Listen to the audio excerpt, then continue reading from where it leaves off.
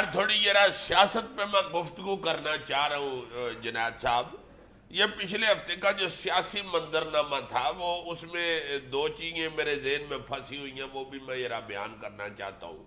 ایک تو یہ ہے نا کہ وہ وزیر اعظم نے خط لکھنے پہ رضامندی وہ کر دی ہے ظاہر ہے, اور دوسرے یہ ڈاکٹر عبدالقدیر خان صاحب جو ہمارے مسلم امہ کے ہیرو ہیں اس وقت پائے گئے, انہوں نے اوپر تلے بہت چوکے چھکے مارے ہیں. یار بڑے خطرناک بیان دینے شروع کر دیے ڈاکٹر صاحب. تمہیں یاد ہے ہم نے کچھ عرصہ پہلے تو میں کے سیگمنٹ میں ڈاکٹر صاحب کا جو اس وقت امکان ظاہر کیا جا رہا تھا کہ وہ سیاسی میدان میں قدم رکھ رہے ہیں, تو ہم نے اس موضوع پر بات کی تھی کہ ڈاکٹر صاحب کو سیاست میں آنا چاہیے یا نہیں آنا چاہیے. بالکل, میرا خیال ہے انہوں نے آنا چاہیے والی بات پہ کان دھر لیے. نہیں, یہ ان کا بنیادی حق ہے, اگر وہ سیاست میں آنا چاہتے ہیں تو ان کو ضرور سیاست میں آنا چاہیے. اب بالکل ہے, اس طرح کا آدمی جو پورے ملک کا ہیرو ہے, ہر بندے کا فیورٹ ہے, وہ آنا چاہیے سیاست میں ضرور. لیکن دوسری طرف کے نقطہ نظر کو بھی دیکھنا چاہیے نا. کچھ لوگ یہ سمجھتے ہیں, بلکہ بہت بڑی تعداد ہے جو یہ سمجھتی ہے کہ ڈاکٹر صاحب کو سیاست کے اس گندے تالاب میں نہیں آنا چاہیے, اور ڈاکٹر صاحب سیاست میں آئیں یا نہ یہ ایک دوسرا مسئلہ ہے. پرابلم یہ ہے کہ ڈاکٹر صاحب کو متنازع بیانات دینے سے گریز کرنا چاہیے. یعنی سیاست میں اگر آنا چاہتے ہیں تو ضرور آنا چاہیے, اور ڈاکٹر صاحب کو واضح انداز میں اپنے سیاسی منشور کا, لائحہ عمل کا اعلان کرنا چاہیے, اپنے اہداف کا تعین کرنا چاہیے.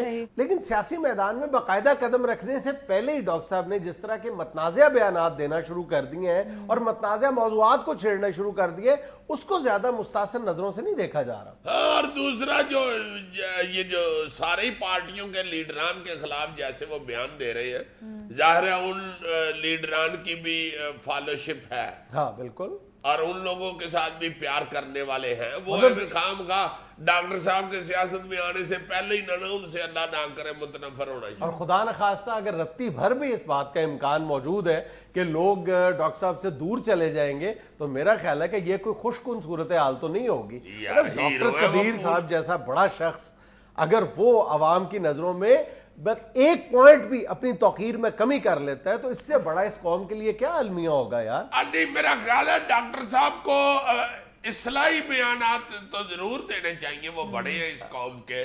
اس طرح کے بیانات ضرور دیں جس سے سیاست میں جو گند ہے وہ ختم ہو, مگر کسی شخصیت کے بارے میں اس طرح کے بیانات جو ہے نا جو جس سے کسی کی دل آزاری ہو, اس سے ذرا اجتناب کرنا. اور میرا خیال ہے کہ ڈاکٹر صاحب جب مسائل کی نشاندہی کرتے ہیں یا اجتناب برتتے ہیں کرتے ہیں یا برتتے ہیں, میری ذاتی رائے میں, ناقص رائے میں, ڈاکٹر صاحب کو ایسے متنازع بیانات دینے سے اجتناب کرنا چاہیے, کیونکہ ہمارے پاس ڈاکٹر صاحب جیسے جو مرتبے کے حامل شخصیات ہیں وہ کل کتنی رہ گئی ہیں.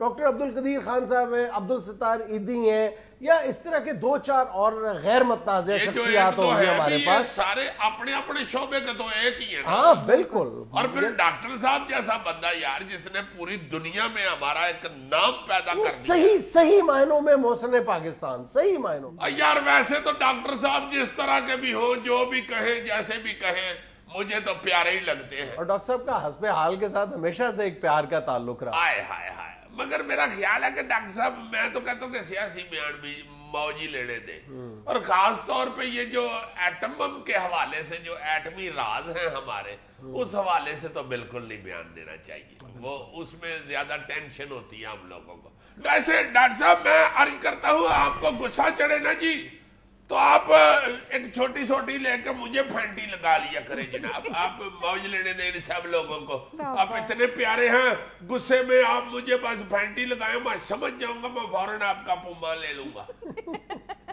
اور جو لوگ خوش قسمتی سے کسی قوم میں ہیرو کا درجہ حاصل کر جاتے ہیں, اس کے بعد ان کو زیادہ احتیاط سے کام لینا چاہیے. نیل آرمسٹرانگ, اس کو امریکہ میں بالکل اسی طرح ایک ہیرو کا درجہ حاصل ہو گیا تھا جب وہ چاند پر قدم رکھنے والا پہلا انسان بن گیا تھا, لیکن اس نے پوری زندگی میں صرف 2 بار انٹرویو دیا ہے. ایک بار جب وہ چاند سے واپس آیا, اور ایک بار کوئی شخص جو تھا امریکہ میں وہ کتاب لکھ رہا تھا یہ خلا نوردوں پر, اس پر اس نے بہت اصرار کے ساتھ وقت لے کر جب نیل آرمسٹرانگ کا انٹرویو کیا تو اس نے پوچھا تھا کہ آپ اپنی جو شہرت ہے اس کا مزہ کیوں نہیں لیتے, اس سے لطف اندوز کیوں نہیں ہوتے. انٹرویو سے کیوں بھاگتے؟ تو نیل آرمسٹرانگ نے بڑی خوبصورت بات کہی تھی. اس نے کہا تھا کہ میں اس لیے شہرت سے دور بھاگتا ہوں کہ میں ایک انجانے احساس جرم میں مبتلا ہوں, کیونکہ انسان کو چاند تک پہنچانے کے پیچھے 4 لاکھ انسانوں کی شبانہ روز محنت شامل ہے, لیکن اس کا نہ چاہتے ہوئے بھی پوری دنیا کریڈٹ مجھے دے دیتی ہے, حالانکہ میں اس کے قابل نہیں ہوں, اور میں اس ایک طرح کے احساس جرم میں مبتلا ہوں. بہت خوبصورت بات ہے. نہیں, یہ تو ڈاکٹر صاحب نے بھی اپنے کئی لیکچروں میں, اپنی تقریروں میں یہ کہا ہے کہ میں سب ان لوگوں کو کریڈٹ دیتا ہوں جو میرے ساتھ محنت کرتے رہے ہیں, کام کرتے رہے ہیں. بلکہ میں نے ایک دفعہ تو گفتگو میں یہ بھی سنا تھا کہ ڈاکٹر صاحب کہتے تھے جو مجھے میری خدمت کرنے والے ہیں, چائے پلانے والے, میں تو ان سے بھی بڑا پیار کرتا ہوں کہ ان لوگوں نے بھی مجھے اس طرح میری خدمت کی ہے, مجھے اس قابل رکھا ہے کہ میں محنت کرتا رہوں, اور ایٹم بم اللہ کے فضل سے بن گیا. بالکل, انہوں نے بارہا اس بات کا ذکر کیا. اب بس یار ڈاکٹر صاحب کو وہی غصہ چڑھ جائے. ڈاکٹر صاحب میں پما لوں گا جناب.